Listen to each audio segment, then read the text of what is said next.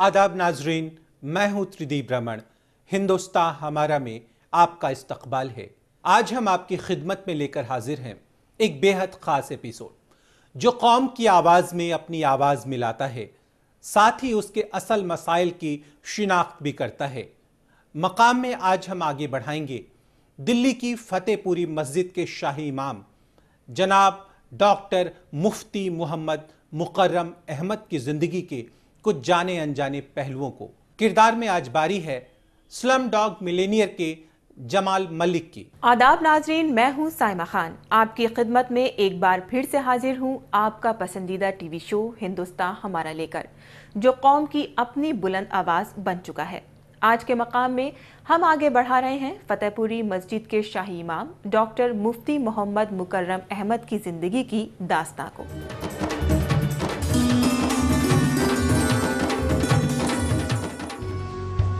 कल के एपिसोड में आपने दिल्ली की फतेहपुरी मस्जिद के शाही इमाम डॉक्टर मुफ्ती मोहम्मद मुकर्रम अहमद साहब के बचपन, उनकी तरबियत और उनकी तालीम के बारे में जाना। उनकी जिंदगी के कुछ और जाने अनजाने पहलुओं पर रोशनी डालेंगे आज के एपिसोड में। आज ये दुनिया के कई मुल्कों का दौरा कर चुके हैं, लेकिन ये अभी तक ना तो ब्रिटेन जा पाए हैं और ना ही अमेरिका। हालांकि इन दोनों मुल्कों से इनका बुलावा आ चुका है। इसकी वजह ये अपनी मसरूफियत को मानते हैं। यूके और अमेरिका की तरफ से बुलावे तो आए थे पहले, वहाँ के कुछ लोगों की तरफ से, लेकिन अभी वहाँ जाने का वक्त नहीं मिला और कोई ख्वाहिश भी नहीं है।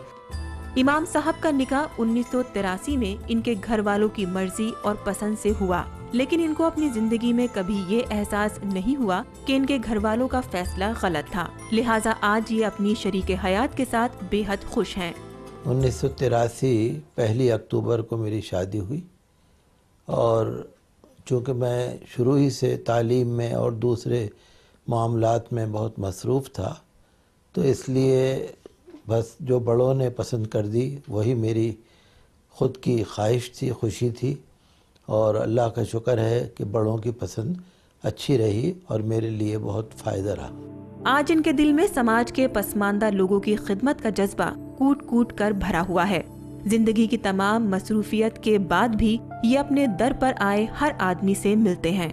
मैं ये सोचता हूँ कि जब कोई मेरे पास आता है, चाहे वो औरत हो या मर्द हो, तो हालांकि मेरा वक्त नहीं होता मिलने का, लेकिन मुझे इनकार करते में इसलिए अच्छा नहीं लगता कि एक आदमी घंटों मेहनत करके, पैसे खर्च करके किसी तरह बस में या किसी परेशानी से आया है, तो अगर मैं उससे 1 मिनट भी बात ना कर पाऊँ तो कहीं अल्लाह को ये बुरा ना लग जाए।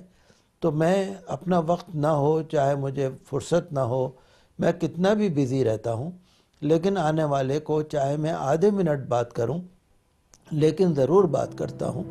आज कौम की हालत देखकर इनको रोना आता है।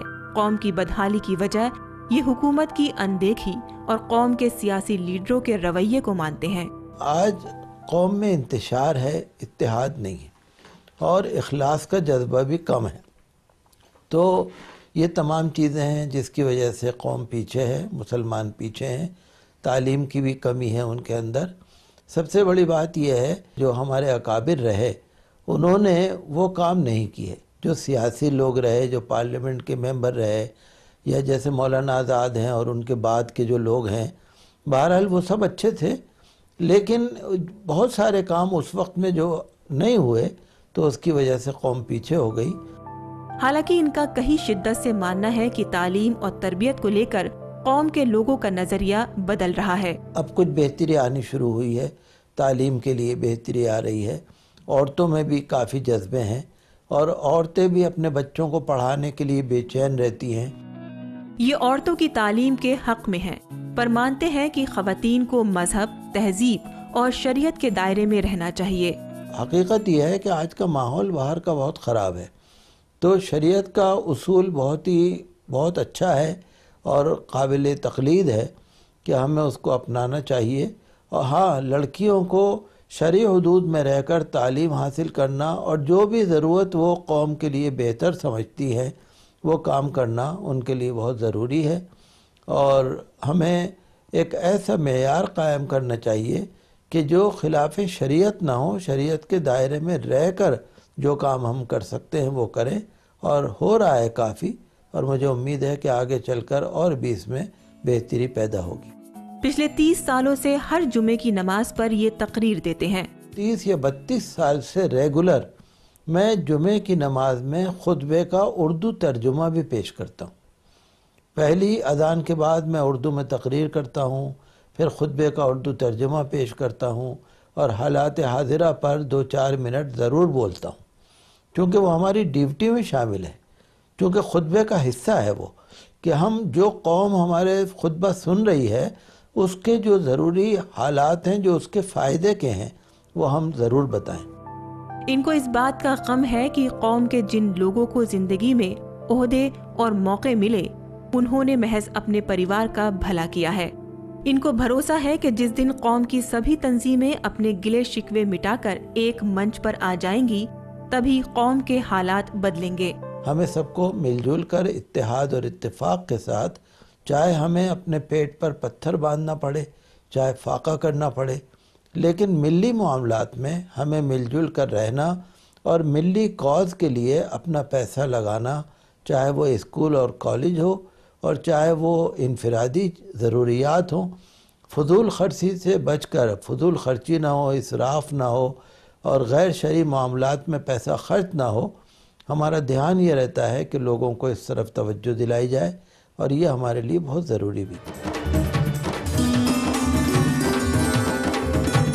مقام میں مفتی صاحب کی یادوں کا کاربہ یوں ہی جاری رہے گا۔